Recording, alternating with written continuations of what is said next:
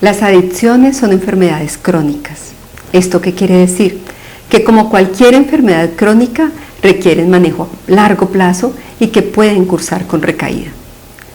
Es muy importante que la población general entienda que si tratamos las adicciones como una enfermedad, vamos a facilitar la recuperación y vamos a reducir el estigma y la discriminación de la que son víctimas quienes sufren de estas enfermedades adictivas. ¿Cómo se genera una enfermedad adictiva? Miren que todo empieza con el deseo de experimentar placer, que es natural en todos los seres humanos.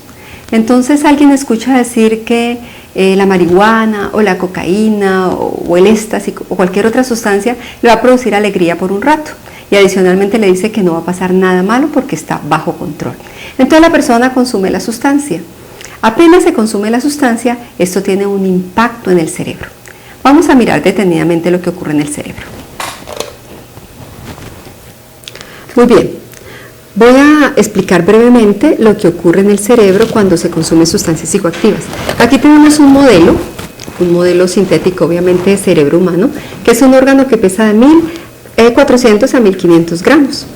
Esta maravillosa estructura tiene una parte primitiva, que es el tallo cerebral, muy primitiva, también le dicen cerebro reptiliano, tiene un cerebro mamífero, y luego posteriormente apareció en ese proceso evolutivo lo que denominamos la corteza cerebral, que es precisamente todo esto, que es lo que nos da nuestra más importante connotación de seres humanos.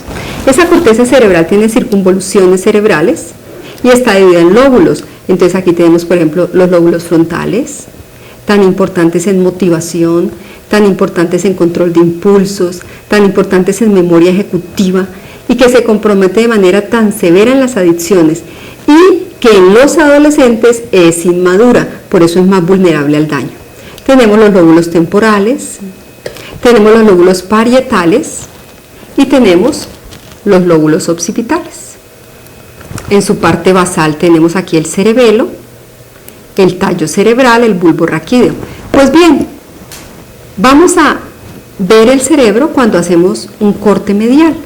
Vamos a mostrar los dos hemisferios cerebrales.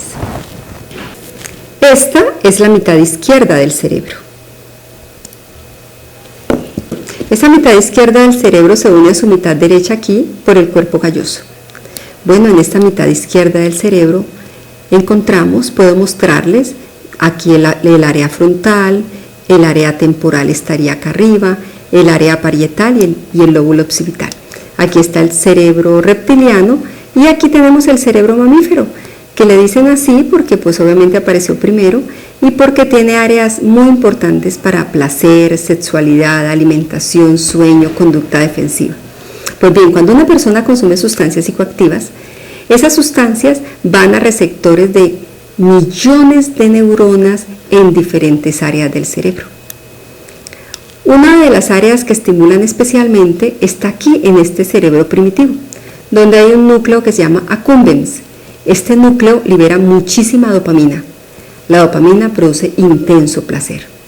Esta dopamina es llevada de este cerebro primitivo a este cerebro frontal o prefrontal. Y cuando este impulso va, esta dopamina, del área primitiva al cerebro frontal, se produce intenso placer. Y la persona le da un nombre a ese placer. Dice, uy, qué rico, qué sensación tan maravillosa.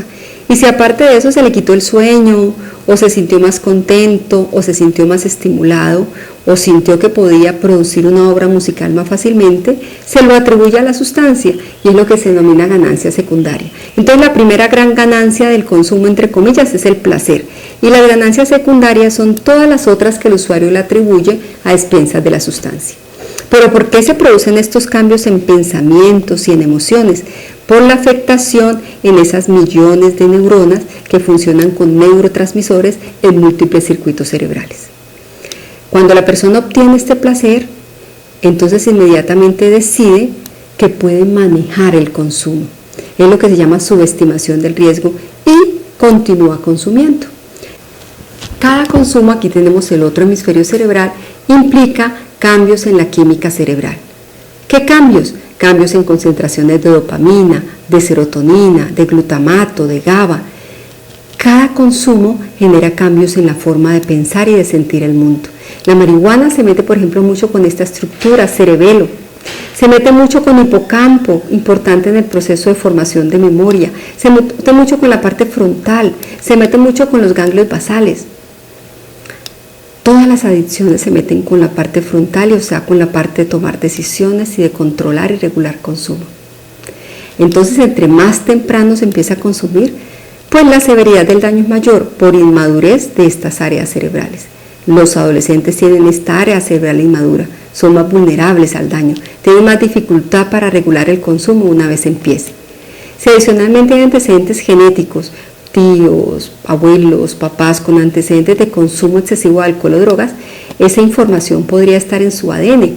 Y entonces, aparte de los cambios químicos que se generan en estas estructuras cerebrales, se van a generar cambios estructurales o cambios en el ADN que van a facilitar el desarrollo de la adicción, pero además van a generar la aparición de otra cantidad de trastornos mentales, como cuadros de ansiedad y psicosis, como con la marihuana, o problemas del aprendizaje, como con la marihuana, o problemas en la personalidad, en la cognición, como con la cocaína, o serios problemas que llegan hasta la demencia, como en el alcohol.